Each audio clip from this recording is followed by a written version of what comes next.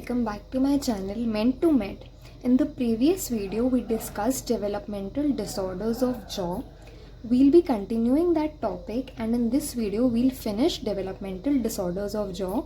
From the next video we'll be starting developmental disorders of lip. Okay, so today's first topic is macrognathia. Macro means large and gnathia means jaw. So macrognathia literally means large jaw. So it refers to condition of abnormally large jaws. There can be increase in size of both jaws along with generalized increase in size of entire skeleton. मतलब कि jaw एक bone है, right? दोनों jaw bone के increase in size के साथ साथ हमें बाकी बोन्स में भी इंक्रीज इन साइज देखने को मिल सकता है, यानी कि generalised increase in size of the entire skeleton. ये किन कंडीशन में हमें देखने को मिल सकता है? पिट्यूटरी जाइजेंटिज्म या एक्रोमेगैली में हमें ऐसा देखने को मिल सकता है कि दोनों जॉस के साथ साथ बाकी बोन्स भी अफेक्ट हो रही हैं और एनलार्ज हो रही हैं. मैक्रोग्नाथिया में बी एसोसिएटेड विद कंडीशंस. तो जैसे मैंने कि बताया कि एक तो केस हो सकता है हमारे पास कि जनरलाइज्ड एनलार्जमेंट ऑफ बोन्स हो रही है स्केलेटन में, तो साथ में जॉस भी अफेक्ट हो रहे हैं और मैक्रोग्नाथिया हो रहा है. दूसरा केस हमारे पास ये हो सकता है कि कोई ऐसी कंडीशन डेवलप हुई है जिसका एक सिम्टम या इफेक्ट है मैक्रोग्नाथिया. ऐसी कंडीशन के क्या एग्जाम्पल हैं? पेजेट डिजीज ऑफ बोन, जिसमें कि क्रेनियम और मैक्सिला की ओवरग्रोथ देखने को मिलती है, और कुछ केसेस में मैंडिबल की भी ओवरग्रोथ देखने को मिलती है. सेकेंड एग्जाम्पल है एक्रोमेगैली, जिसमें मेजरली मैंडिबल की एनलार्जमेंट देखने को मिलती है. और थर्ड एग्जाम्पल है लियोन्टियासिस ओशिया.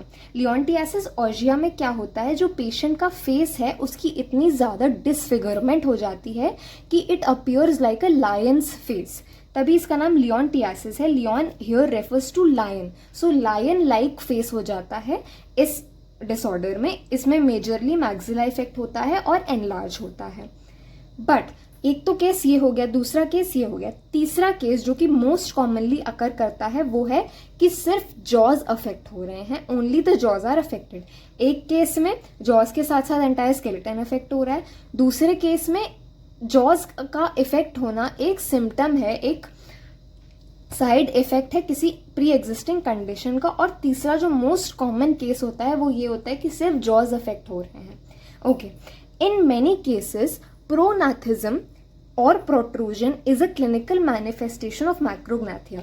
वो ये कहने की कोशिश कर रहे हैं कि जब भी जॉ एनलार्ज होता है तो मोस्ट ऑफ द केसेस में it seems to be protruded, वो आगे की तरफ बड़ा हुआ दिखता है. और ये मोस्टली मैंडिबल में हमें देखने को मिलता है कि मैंडिबल प्रोट्रूजन हो जाती है अगर मैंडिबल एनलार्जमेंट या मैक्रोग्नाथिया हो तो.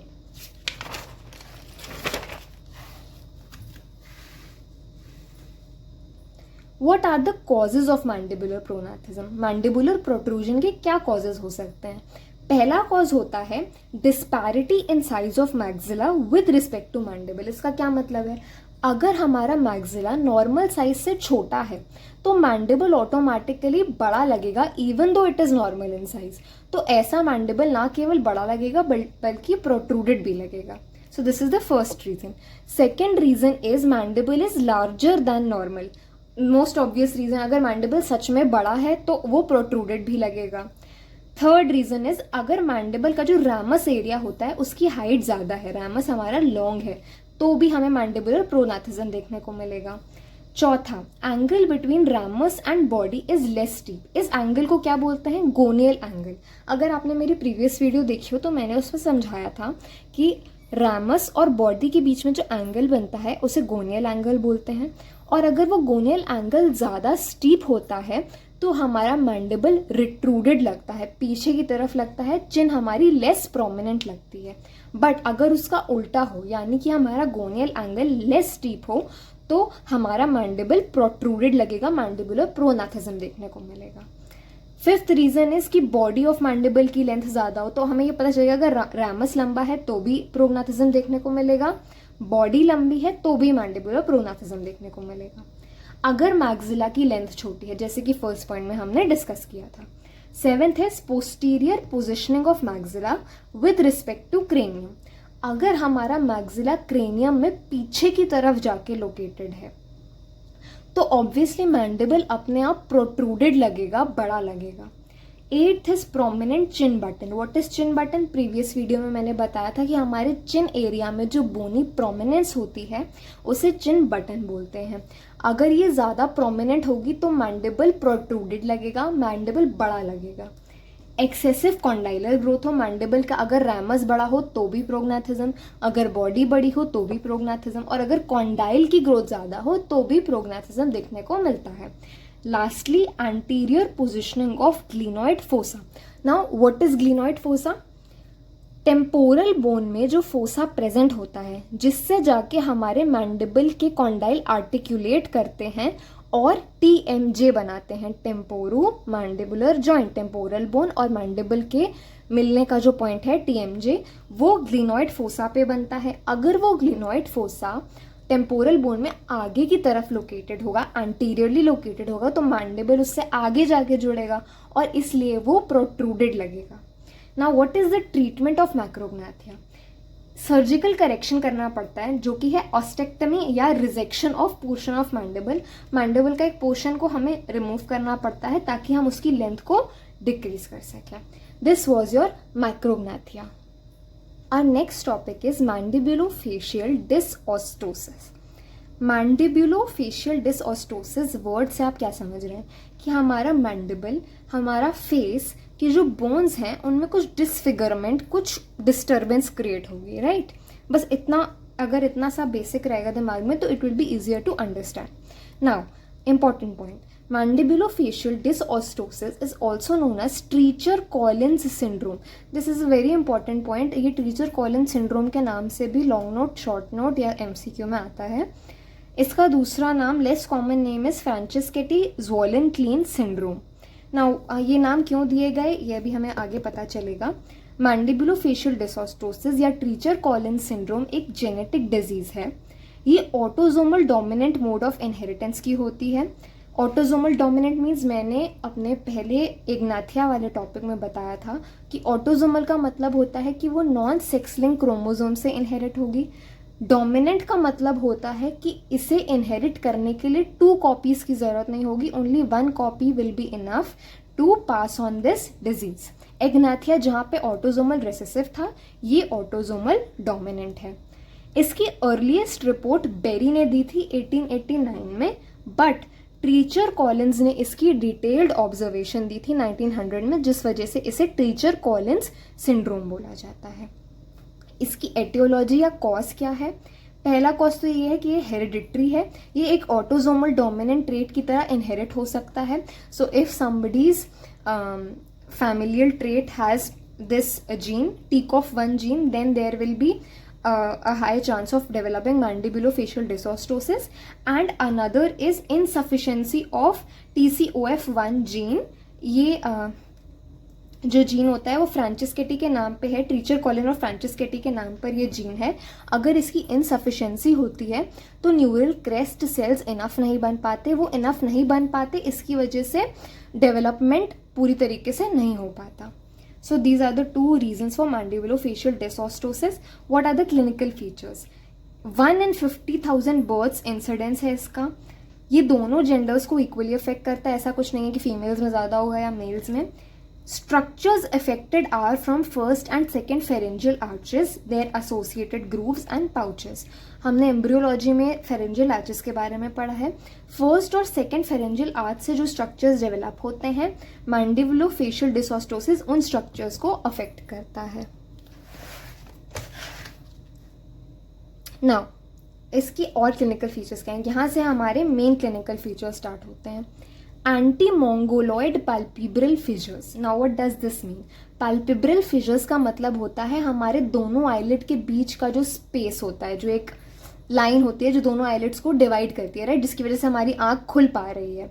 तो अगर ये जो palpebral fissure है, ये इसका if the eyes are like this,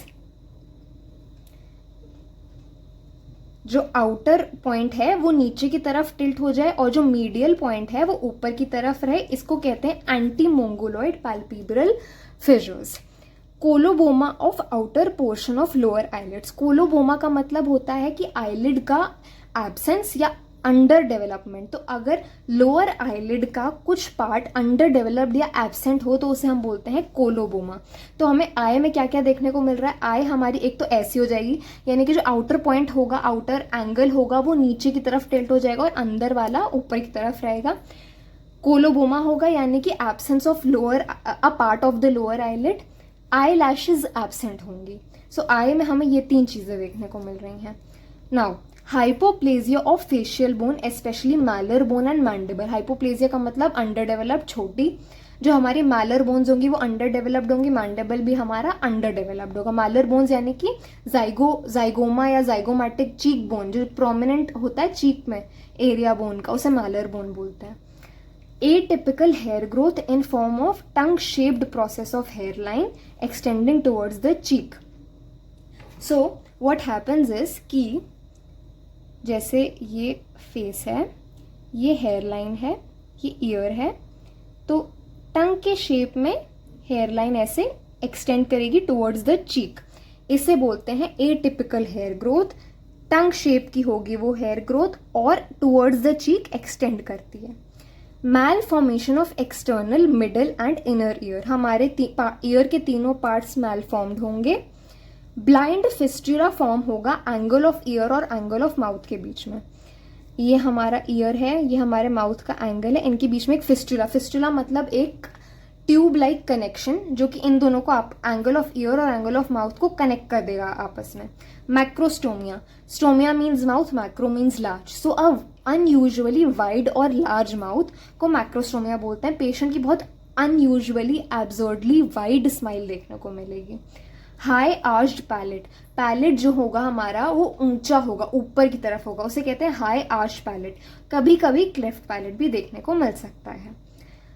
teeth जो होंगे वो अबनॉर्मली पोजिशन होंगे और मैल ऑक्लूजन होगा। अबनॉर्मली पोजिशन मतलब कि इधर उधर टेढ़े मेढ़े दांत होंगे, और मैल ऑक्लूजन यानी कि जो ऑक्लूजन मैक्सिला और मैंडिबल का बैठता है वो ढंग से नहीं बैठ पाएगा।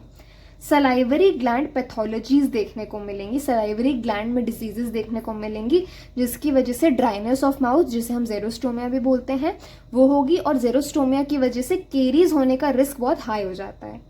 फेशियल क्लेफ्ट्स देखने को मिलेंगे, फेस पे कुछ क्लेफ्ट्स देखने को मिलेंगे। स्केलेटल डिफॉर्मिटीज, बोन अफेक्ट होगी। बर्ड और फिश लाइक फेस हो जाएगा पेशेंट का। इंपॉर्टेंट, बर्ड और फिश लाइक फेस और कौन सी डिजीज में हो रहा था हमने प्रीवियस वीडियो में डिस्कस किया था। कमेंट सेक्शन में आप लोग बता सकते हैं कि बर्ड और फिश लाइक फेस और कौन सी डिजीज में हो रहा था। Now severe hypoplasia of mandible होगा जिसकी वजह से एयरवे ऑब्स्ट्रक्शन होगी, स्लीप एपनिया सिंड्रोम और सडन डेथ। ये वाला जो कॉन्सेप्ट है कि मैंडिबल छोटा होने की वजह से एयरवे ऑब्स्ट्रक्शन होता है, सब होता है, ये भी हमने प्रीवियस वीडियो में एक डिसऑर्डर के अंडर डिस्कस किया था। Drop down in the comment section. तो होता क्या है, मैंडिबल छोटा होता है जिसकी वजह से टंग फॉल बैक कर जाती है। टंग फॉल बैक करती है तो एयरवे ऑब्स्ट्रक्शन होता है। एयरवे ऑब्स्ट्रक्शन होता है तो स्लीप एपनिया सिंड्रोम होता है। स्लीप एपनिया सिंड्रोम यानी कि सोते सोते इरेग्युलर ब्रीदिंग या डिफिकल्टी इन ब्रीदिंग। पेशेंट जो होगा वो स्नोर करेगा, उसे सोते सोते अचानक से सांस आना बंद हो जाएगी, वो हाँफते हुए उठेगा, इसे कहते हैं स्लीप एपनिया सिंड्रोम, जिसकी वजह से कभी कभी सोते सोते सडन डेथ हो जाती है। तो skeletal deformities, bird of fish like face, severe cases में हाइपोप्लेजिया ऑफ मैंडिबल यानी छोटा मैंडिबल जिसकी वजह से tongue falls back causing airway obstruction, sleep apnoea syndrome and sudden death.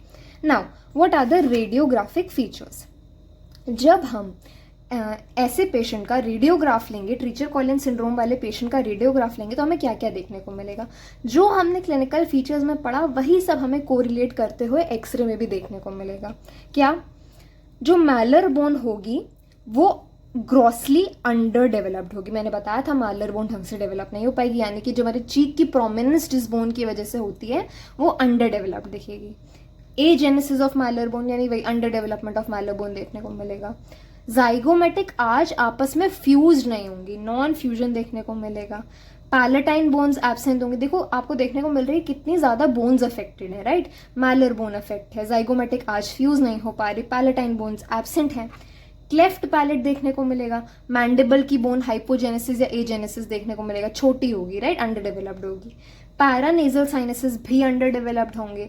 Auditory ossicles यानी कि हमारे ईयर में जो 3 छोटी बोन्स प्रेजेंट होती हैं, मैलियस, इनकस, स्टेपीज, वो एब्सेंट होंगे। ईयर में और क्या हो डेफिशिएंट होगा, कॉक्लिया और वेस्टिबुलर अपैरेटस भी डेफिशिएंट होगा। बस क्रेनियल वॉल्ट हमारा 99% केसेस में नॉर्मल देखने को मिलेगा। सो रेडियोग्राफ में ऑब्वियसली तुम्हें बोन्स के ही बारे में पता चलेगा, राइट। तो कौन कौन सी बोन्स अफेक्ट होंगी, मैलर बोन अफेक्ट होगी, जाइगोमेटिक आर्च अफेक्ट होगा, पैलेटाइन बोन अफेक्ट होगी, मैंडिबल इफेक्ट होगा, पैरानेजल साइनसेस अफेक्ट होंगे, ऑडिटरी ओसाइकल्स, कॉक्लिया और वेस्टिबुलर अपैरेटस अफेक्ट होगा। This was your radiographic feature of Treacher Collins syndrome. Now coming to differential diagnosis. Treacher Collins syndrome या mandibulofacial डिसऑस्टोसिस को hemifacial माइक्रोजोमिया से confuse किया जा सकता है, बट हम इसे कैसे डिफरेंशिएट करेंगे। जो हेमीफेशियल माइक्रोजोमिया होता है वो स्पोरैडिक इन नेचर होता है। स्पोरैडिक यानी कि रैंडमली, रेयरली देखने को मिलेगा, इसका कोई फिक्स्ड पैटर्न नहीं होगा कि इसमें देखने को मिलेगा, और ये यूनिलेटरल होता है, जबकि मैंडिबुलोफेशियल डिसऑस्टोसिस बाइलेटरल होता है। Treatment, management requires multidisciplinary approach. इसका मतलब ये है कि various surgeons, various doctors will be involve, because हमारी कितनी ज़्यादा चीज़ें अफेक्टेड है, राइट। ईयर अफेक्टेड है, आईज अफेक्टेड हैं, so ophthalmologist, ENT, everybody would be needed, hence multidisciplinary approach. Severe cases में बर्थ पे ही ट्रैक्योस्टोमी कर दी जाती है ताकि एयरवे ऑब्स्ट्रक्शन ना हो। बाद में once the child grows, once the child is stable, तो मल्टीपल सर्जरीज करनी पड़ती हैं ताकि हम कोलोबोमा को करेक्ट कर सकें, ऑर्बिट का रिकंस्ट्रक्शन कर सकें, और ऑस्टियोटोमी, बोन्स की सर्जरी कर सकें। प्रोग्नोसिस क्या है इस डिजीज का, इसका प्रोग्नोसिस गुड है, यानी इसका रिकवरी गुड है। Most patients live a normal life span. This was your Treacher Collins syndrome.